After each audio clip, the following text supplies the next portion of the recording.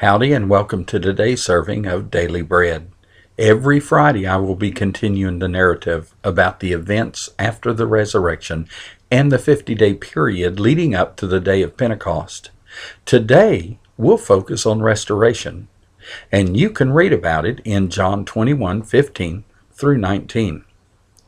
Now, last Friday we talked about the breakfast by the sea. Now we'll pick up from where we left off. But first, let remind you that when Jesus was betrayed and brought in front of the high priest, Peter followed and tried to blend in with everyone. But he couldn't, and he had to deny Jesus not once, but 3 times. And the last time, he had to curse to try to prove he wasn't a follower of Jesus. So now, after the breakfast by the sea, Jesus asked Peter if he loved him.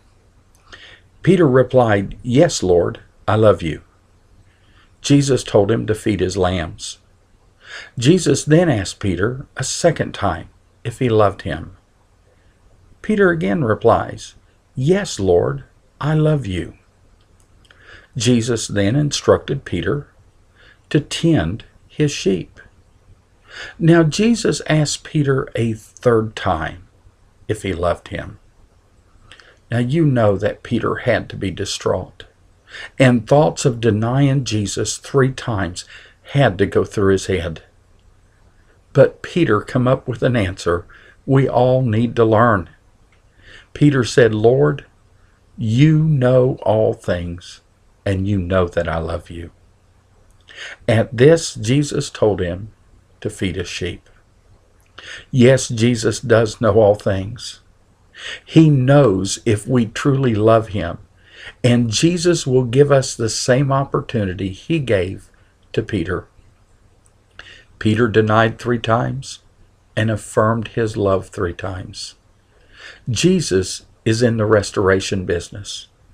He doesn't want to destroy us. He wants to restore us.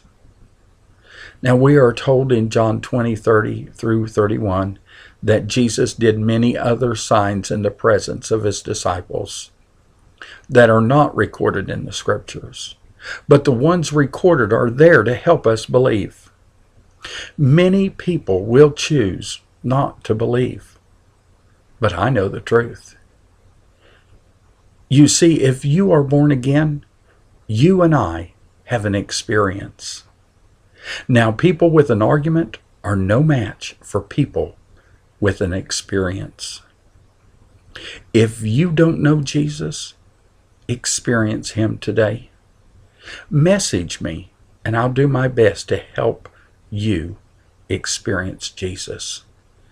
Thank you, and I pray that you've enjoyed today's portion of Fresh Daily Bread, and may God richly bless you today.